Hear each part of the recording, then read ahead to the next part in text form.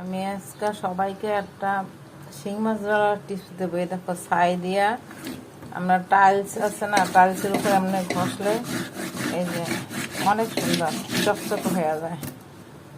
ছাই দিয়ে ডলা দিলে এই যে, আমি বরিশালের ভাষায় কথা বলতে চাই কিন্তু হয় না, আমার বাড়ি কিন্তু বরিশালে। এই দেখো তোমরা, মাছ চকচক হয়ে যায়। এই যে আমি ঘষছি, এই দেখো ছাই দিয়ে টালচের পর ছাই দিয়ে ধরলে অনেক সুন্দর হয় মাছ। আমি আজকে মাছগুলো কাইটে ধুইয়া তারপরে কাঁঠালে বিচি দিয়ে শিং মাছ দিয়ে রান্না করব। গাইস, আমি আজকে আমাদেরকে কাঁঠালের বিচি দিয়ে শিং মাছ রান্না করে দেখাবো। আমি কিন্তু পেস্ট একটু ভালোভাবে ভেজে নিয়েছি, ব্রেস্তার মতো। এটা অন্যরকম একটা টেস্ট আসবে তরকারি থেকে। তারপর একটু তারপর পরিমাণ মতো দেব, দেখো, আদা বাটা, রসুন বাটা, তারপর একটু ধনিয়ার গুঁড়া,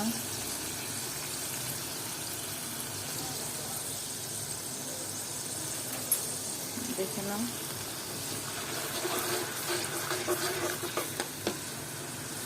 তারপর দেবো মরিচের গুঁড়ো পরিমাণ মতো, যে যতটুকু। আমার বাসায় আমি ঝাল তেমন একটা খাই না, আমার আন্দাজ মতোই আমি দিই। তারপর একটু হলুদের গুঁড়ো, তারপর দেবো পরিমাণ মতো লবণ। আমি লবণটা বেশি খাই, অনেকেই বল লবণ এত কেন। লবণ এই যে পরিমাণ মতো একটু লবণ দিলাম। এখন এটা কষিয়ে নেবো, ভালো করে কষিয়ে তারপরে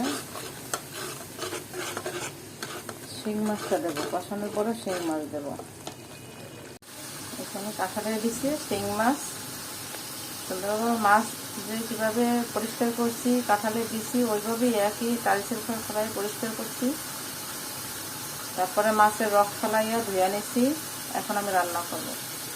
মশলাটা আমার কষানো হয়ে এসেছে। এই যে আগে শিং মাছটা কষাবো। শিং মাছটা কষিয়ে পরে নামিয়ে নেব।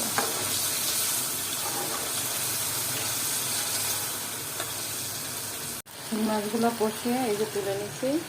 কাঁঠালের বিচিটা কষানো হয়ে গেলে পরে আমি আবার কিছু পরিমাণ মতো পানি দিয়ে তারপর আবার ভালোভাবে কাঁঠালের বিচিটা সেদ্ধ হয়ে পরিমাণ মতো পানি দেবো। পানি দিয়ে ভালো মতো করে নিয়ে বলক হয় না, তারপর আবার মাছগুলো দিয়ে দেব।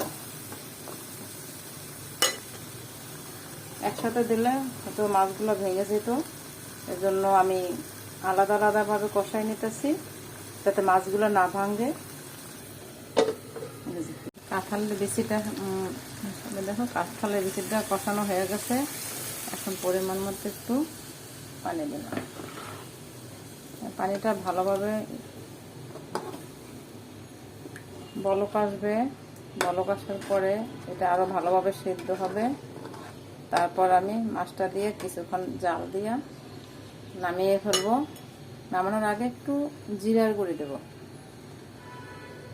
ভাজা জিরা গুঁড়ি করে রেখেছি, ওগুলো একটু দিয়ে দেবো। এই যে দেখেন, বেশ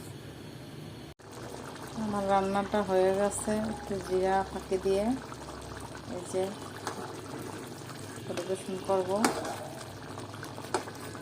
দেখেন,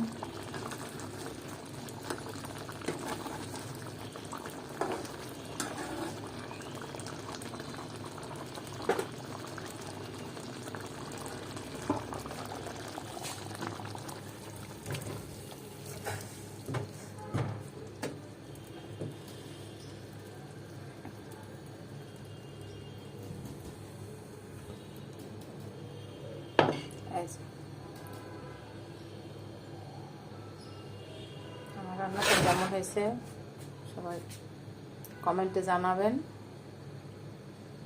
ভুল ত্রুটি হলে ক্ষমা দৃষ্টিতে দেখবেন।